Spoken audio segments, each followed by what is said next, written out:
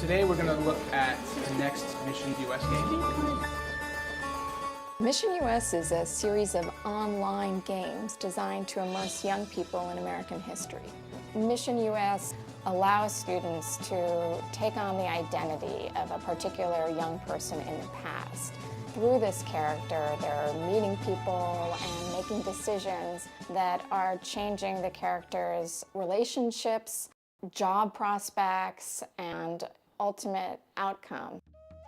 They witness key events and sometimes participate in them, and the decisions that they make along the way impact their own story. And we think this character-driven approach really resonates with young people.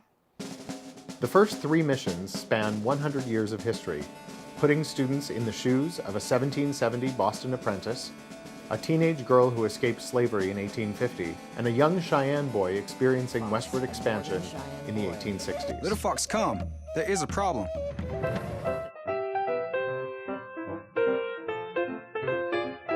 In the newest mission, students play Lena Brodsky, a Russian Jewish immigrant who comes to New York City in 1907 and is swept up in the growing labor movement. You have no time to waste. Sure? You're hungry? You got no money.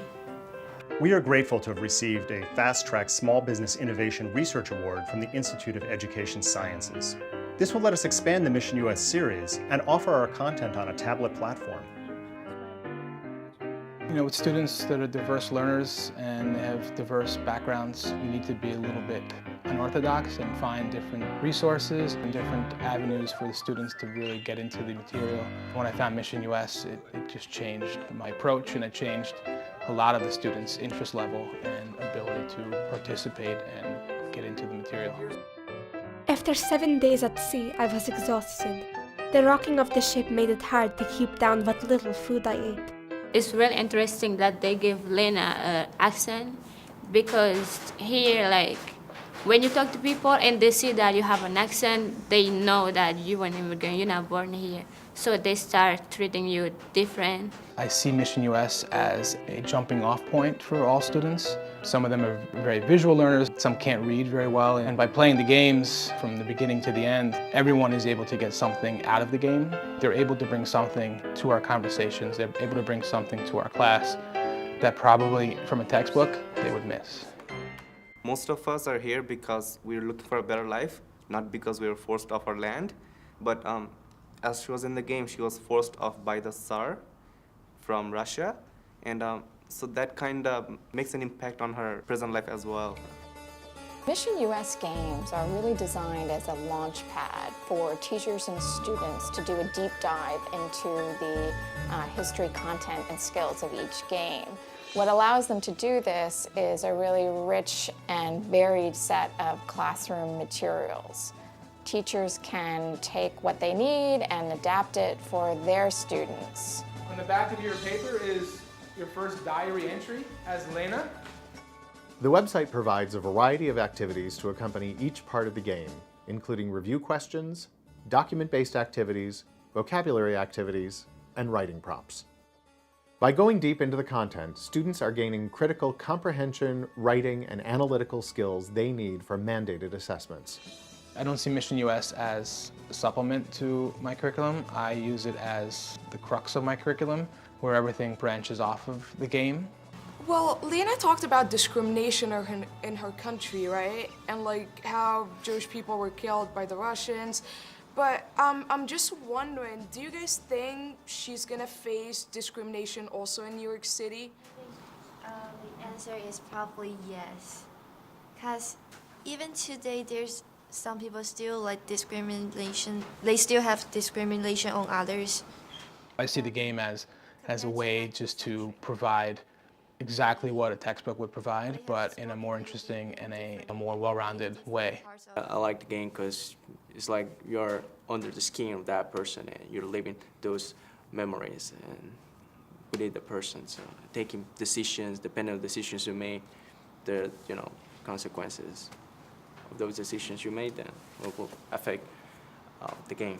Playing a game helps you to actually put yourself in the character's shoes.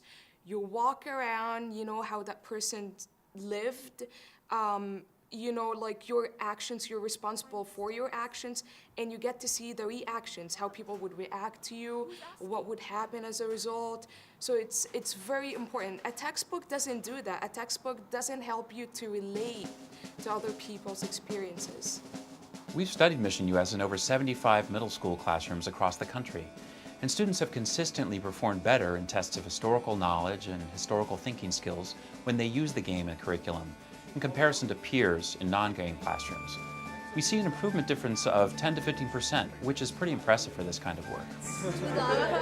Mission US was originally developed in Flash, which is great for online streaming, but unfortunately means it can't be played on tablets. The SBIR award is allowing us to retool our engine and make sure that future missions are available in both environments. We're hearing from teachers that there's a lot more iPads in the classrooms these days, and they're really looking for something to play on it. We also think the iPad version is going to really help us go beyond the classroom. The iPad and the App Store are just great venues to get our games in the hands of kids across the country.